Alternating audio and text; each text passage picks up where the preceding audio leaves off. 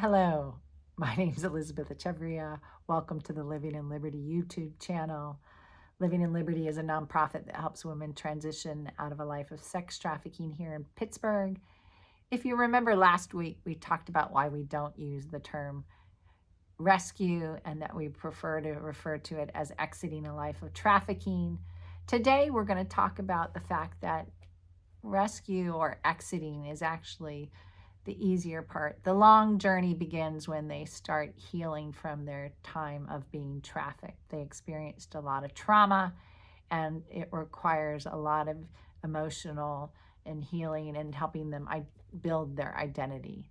Today we're going to have Taryn Pfeiffer, who worked in the Safe House and who now leads our online outreach, come talk about the different aspects of working with women as they help to heal from their time of being trafficked.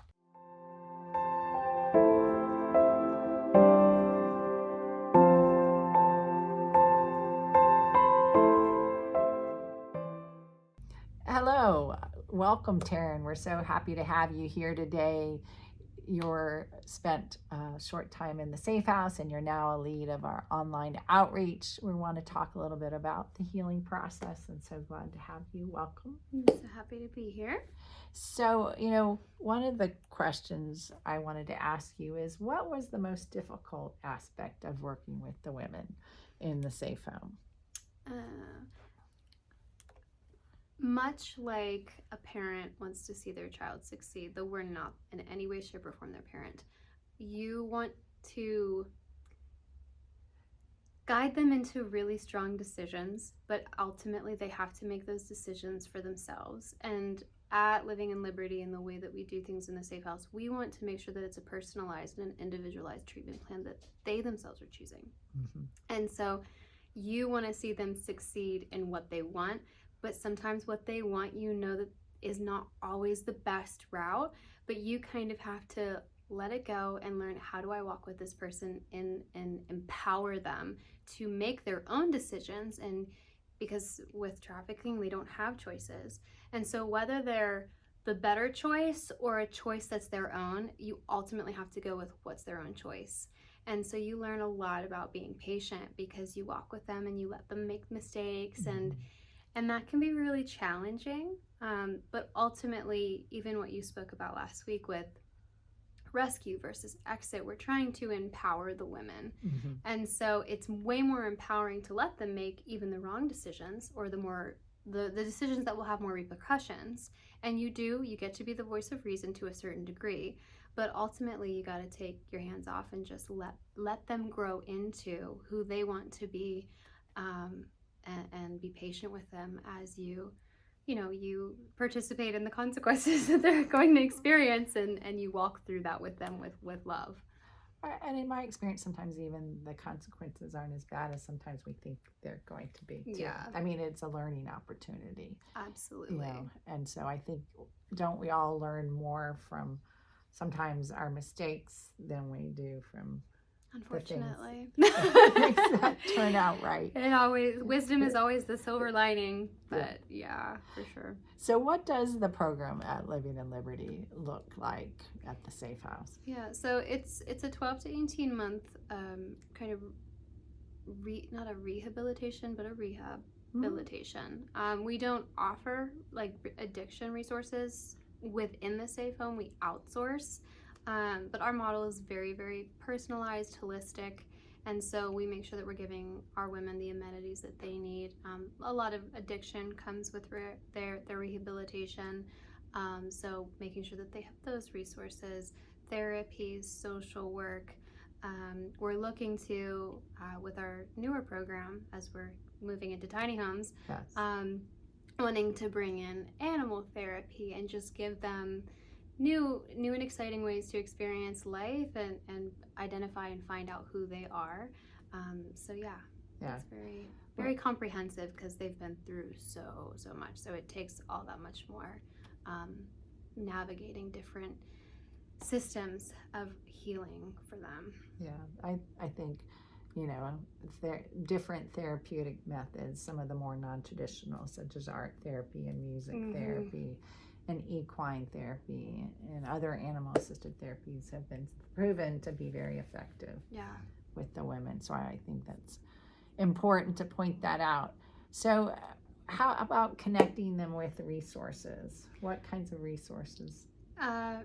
So I had already mentioned that we get them with whatever, like an NA or an AA or eating disorder anonymous, whatever it is, and a social worker, all of those things.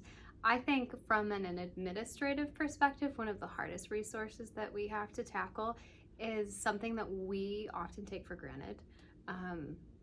We have an ID, we have a birth certificate, we have those basic things, and the women don't. Because of the control of the trafficker, they lose autonomy over a lot of their private, their personal belongings.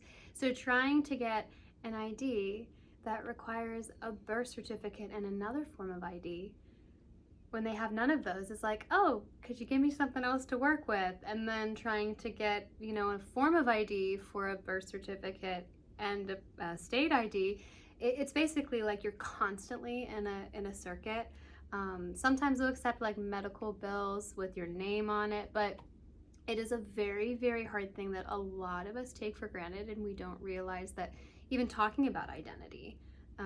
And it's very hard for the women too, because they're going through this endless loop of us working alongside them to get these really basic things that are theirs rightfully, and having to fight the DMV. Not because they're working against you, but because it's just a really hard thing to not have. That's why we hold on to our Social Security card. We hold on to those things so tightly. But when they don't have it, it's like starting really from the ground up of having their identity. And it plays into a lot of things, more than you think. Yeah, I mean, because that is technically showing who they are and giving them identification. And giving them opportunities to, because some of them decide later, like they want to go back to school, they want to do certain things, and they're asking like, hey, we need a form of ID for you to bring with you for your application process. It's like, we think of that as, oh, no problem. They're like, man, that sets me back however long it's going to take to get what I need to get where I need to be. I understand that another hard aspect for the women is that employment. Why is that so hard for in part it's just skills. To have employment, you need to have some kind of a good skill set, and though our women are talented, a lot of them haven't had that formal education, or they haven't, a lot of them, especially if it's like trafficking that started really, really young, which we know that a high percentage of it is starting around, between that 12 to 14, they really didn't get the education that they needed, like baseline, to have a skill that's marketable. And so, and then again, like I had just mentioned, they need certain things to apply for a school, to get a skill set, to get work experience. Their work experience is a whole life change for them, because they have been quote unquote working. Some of them, there are women that actually do that work, and they do get the income from it. But for a lot of our women with anti-trafficking,